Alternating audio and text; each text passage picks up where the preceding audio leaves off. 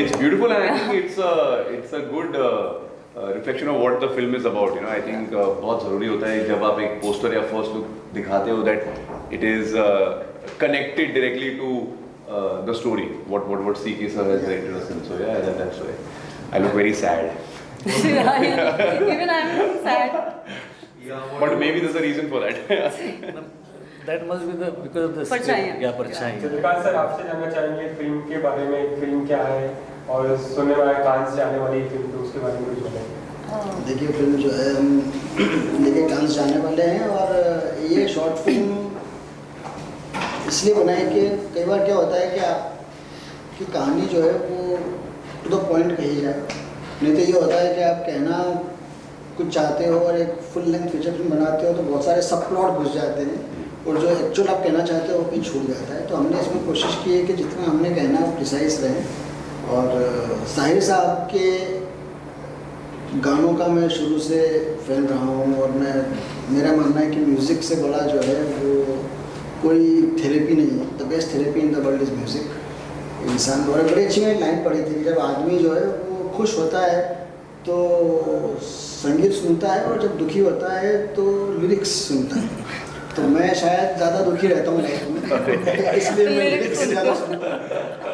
तो मुझे लिरिक्स याद भी रहते हैं. और साहिर साहब ने जो शब्द लिखे हैं, जैसे अभी गिरीश ने अभी एक जिक्र किया था कि उनका एक बार एस डी बर्मन साहब से किसी बात को लेके मनमुटाव हुआ कि उन्होंने कहा कि लिरिक्स जो है वो संगीत से बड़ा है. सही बात. और पैसा के वक्त हुआ था. तो मैं जो है लिरिक्स का बड़ा फैन रहा हूँ, सब शब्द याद भी रहते हैं. मैं बड़ा बेसुरा हूँ, मैं गा नहीं सकता, तो मैं सिर्फ शब्द बोलता हूँ. मैं गाऊंगा सब लोग भाग जाएंगे. वो एक गाना था अलाप फिल्म में, कोई गाता मैं सो जाता, तो मैं गाऊंगा सब सो जाएंगे. तो इसलिए जो है वो शब्दों से मुझे बड़ा लगाव रहा है. और साहिर साहब बहुत अच्छे फिल्मी शायर थे. तो जब ये कहानी जहन में आई कि एक लड़का और एक लड़की, जो जैसा अभी तनुज और सजल ने जिक्र किया है कि शूटिंग पे ये सिर्फ एक ही बार मिले थे जब क्रॉस कर रहे थे एक दूसरे पर शॉट में. तो ये मिले, पूरी फिल्म उसको में कहीं मिलना मिले कहते नहीं हैं, उसको मिलना नहीं कहते हैं. पूरी फिल्म में कहीं मिले नहीं है. सही बात. लेकिन फिर भी लव स्टोरी है एक ऐसे कपल की जो कभी लाइफ में मिले नहीं है, और उनके बीच का जो भी कनेक्शन है वो सिर्फ साहिर साहब के गानों के साथ, उनके शब्दों के साथ है. तो ये बड़ी कहानी सर इसके अलावा क्योंकि ये शॉर्ट फिल्म है, काफी कम समय में बहुत सारी चीजें कहनी होती है ऑडियंस को, तो कितना चैलेंजिंग था आपके लिए कि पूरी कहानी भी बताई जाए और शॉर्ट फिल्म भी बन जाए? मैंने शुरू में ये जिक्र किया कि मैं चाहता ही नहीं था कि बहुत सारी चीज़ें बताऊँ, इसलिए हमने इसको शॉर्ट रखा, क्योंकि हम प्रिसाइज रहे. जो हमने कहना था वही कहा.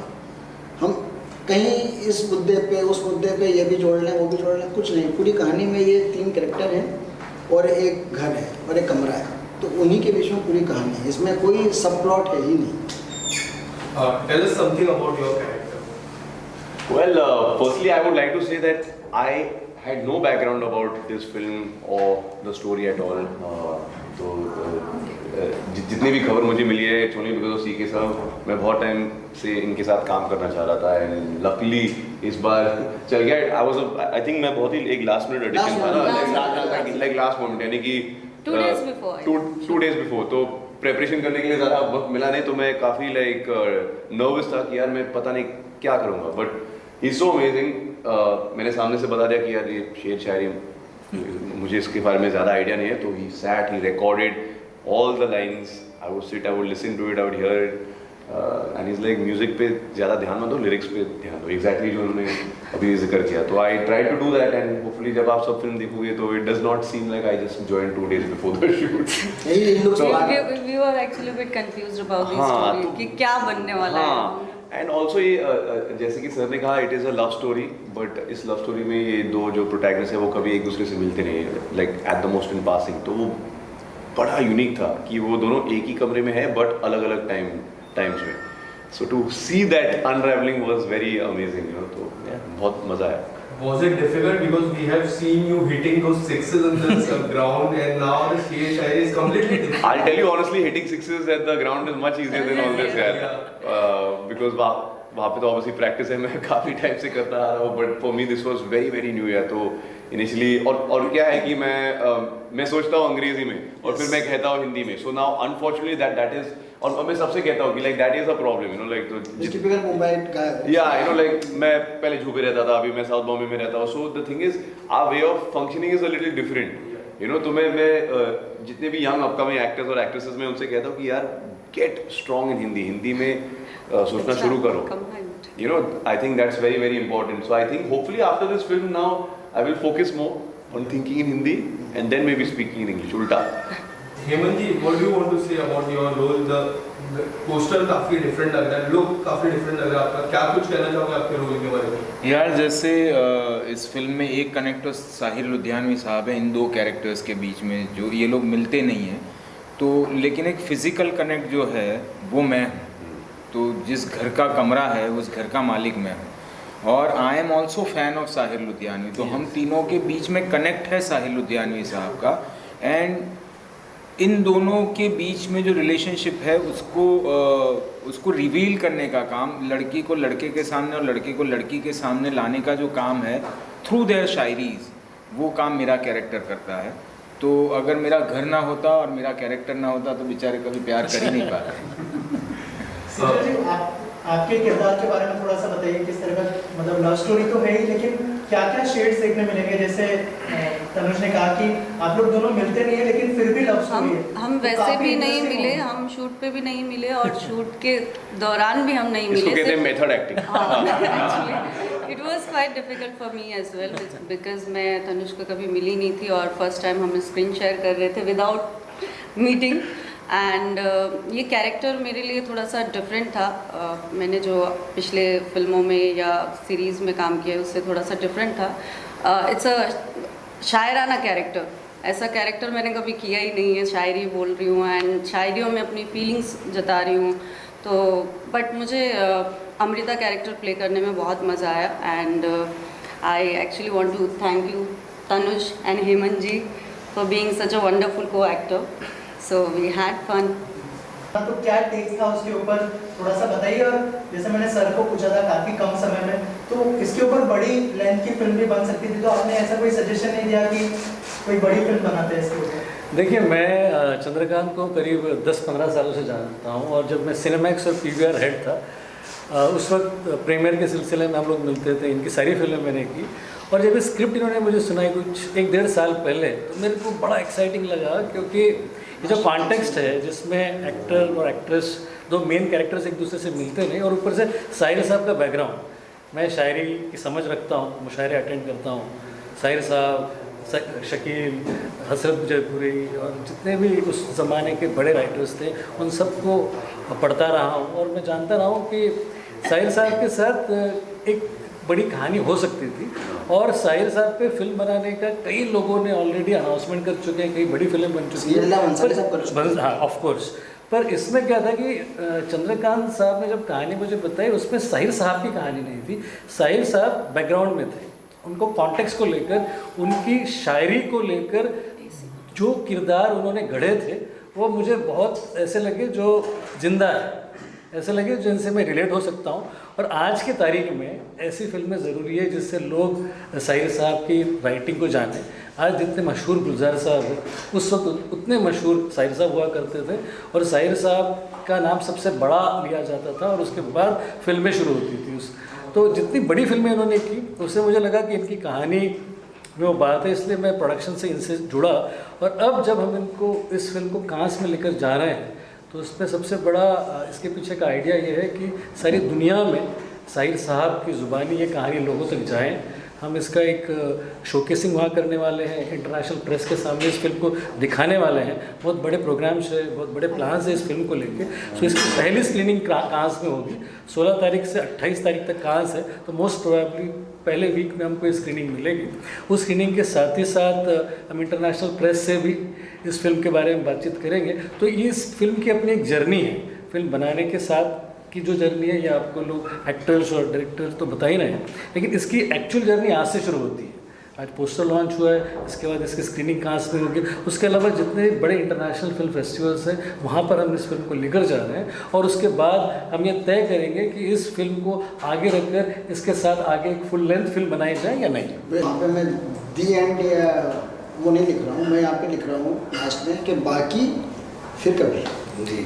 क्योंकि अगर लोगों को पसंद आई और अप्रिशिएट हुई तो लड़का और लड़की मिले नहीं है, लड़के का आगे क्या हुआ वो क्लियर नहीं है, तो हम आगे दोबारा इसको कंटिन्यू कर सकते हैं अगर दर्शकों को और क्रिटिक्स को पसंद आई तो. शाहिर जी की मैं बात करूँ तो शाहिर जी ने इतने सारे अवार्ड्स जीते। साहिर साहिर लुधियानवी। इतने सारे अवार्ड जीते जैसे पद्मश्री हुआ 1981 में या फिर फिल्म फेयर हुआ। So how does it feel to give tribute someone like a legend जो हमेशा लेजेंड है, किस तरह की फीलिंग होती है? बहुत अमेजिंग फीलिंग है। आई मीन देखिए जिस तरीके से मैंने इस पिक्चर को अप्रोच किया कि ये एक लव स्टोरी है, बाकी जो भी हो रहा था like he had to educate me because जैसे कि मैंने आपसे कहा मुझे ज़्यादा जानकारी नहीं, I do not want to pretend कि मुझे सब पता था, बट फॉर मी जब मैं एक एक्टर के तौर पे परफॉर्म कर रहा था, it is this beautiful love story between this boy and a girl and he was the catalyst, you know. तो for me that is what drew me to the project. जब sir ने मुझे narration दिया, so that is what struck me. हम like यार ये तो बहुत ही यूनिक सा कॉन्सेप्ट है, यू नो। और मैं वैसे भी शॉर्ट फिल्मों में बहुत मानता हूँ बिकॉज जब आप एक फिल्म में या थिएट्रिकल रिलीज में या वेब सीरीज में काम करते हो, there is that burden of expectation कि यार ये बॉक्स ऑफिस में कितना पैसे कमाएगी, कितने सब्सक्राइबर्स मिलेंगे, कितने व्यूज आएंगे। जब आप एक शॉर्ट फिल्म करते हो तो मेरे ख्याल से it's the purest form of film making. उसमें कोई कंटेमिनेशन नहीं है। आप ये सारी बातें ये सारी चीज़ें के बारे में नहीं सोचते हो, आप बस सोचते हो कि आप ऑनेस्ट रहे।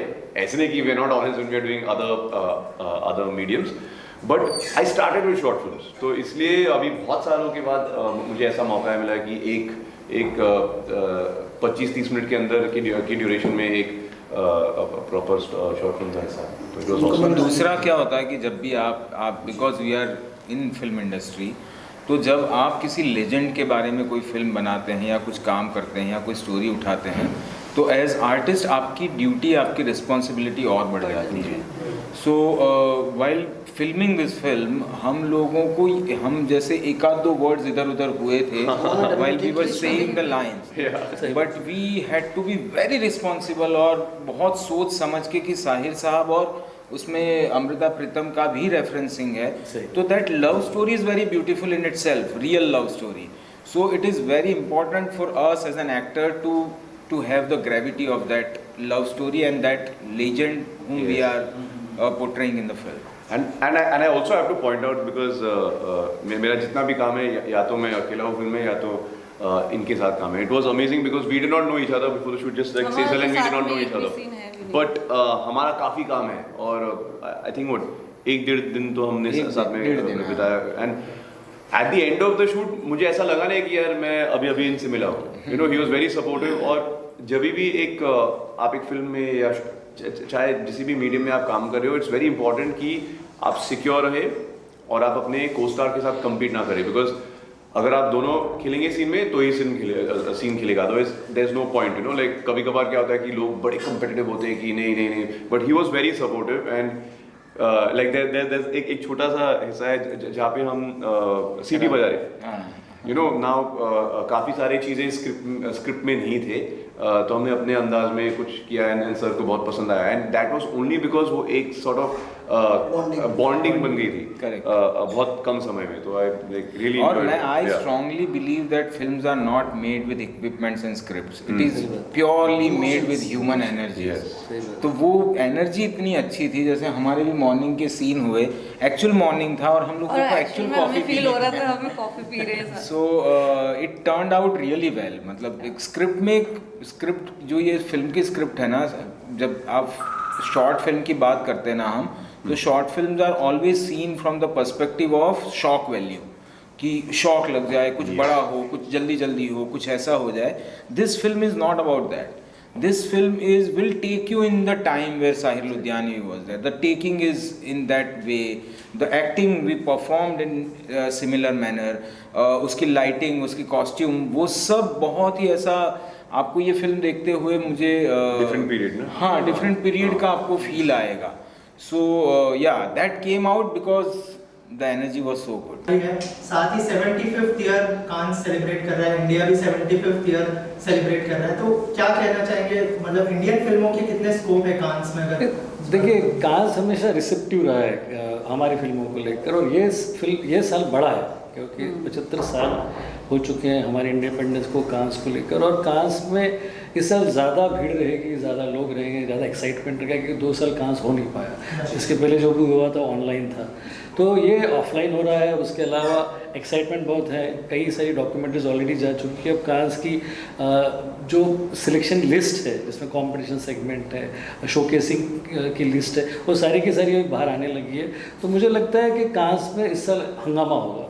इंडियन फिल्मों को वैसे भी काफ़ी रिस्पेक्ट से देखा जाता है, और ये जिस फिल्म को हम लेके जा रहे हैं उसके पीछे आशय ही ये है कि शॉर्ट फिल्म सेगमेंट में बहुत सारा काम अच्छा हो रहा है। इस वक्त एक लोगों का रिसेप्शन बढ़ रहा है, बड़े बड़े OTT प्लेटफॉर्म्स पर इन दिनों शॉर्ट फिल्म्स को दिखाया जा रहा है। शॉर्ट फिल्म से मोनेटाइजेशन होने लगा है, जो कि आज से 5 या 6 साल पहले नहीं हुआ करता था। शॉर्ट फिल्म पहले हुआ एग्जैक्टली, पहले क्या होता है ना, शॉर्ट फिल्म बनाना मतलब होता था कि एक डायरेक्टर की शोरील है, वो एमेच्योरिस्ट। हाँ, एक शोरील हुआ करती थी। अब शोरील नहीं रही, अब वो बाकायदा एक आर्ट फॉर्म हुआ है। और ऐसे में साहिर साहब की फिल्म चूज़ करना, उनकी शायरी पे फिल्म चूज़ करना, मुझे लगता है नए एज के लिए ये एक नए तरीके का प्रोजेक्ट है, और कांस में ले जाना उस प्रोजेक्ट को और भी एलिवेट करता है। पेन के तले, उसके अलावा ना मुँह छुपा के जियो, ना सर झुका के जियो, ये सारा साहिर साहब है। चलो एक बार फिर से अजनबी बन जाए हम दोनों, तो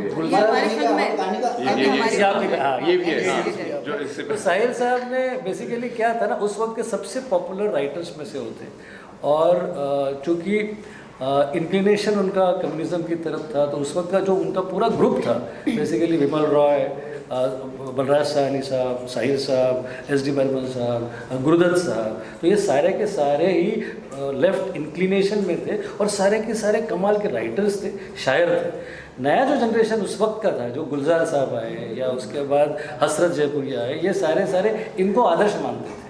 तो इसलिए गुलजार की स्टार्टिंग की कविताओं में और कहानियों में और उनकी गज़लों में भी साहिर का बहुत बड़ा इन्फ्लुएंस है। तो इसलिए साहिर बहुत लैंडमार्क राइटर रहे हैं, और ऐसे में उनके सब्जेक्ट के ऊपर फिल्म बनाना अपने आप में एक बड़ा जोखिम भरा काम था, जो इन्होंने कर दिखाया। Thank you so much.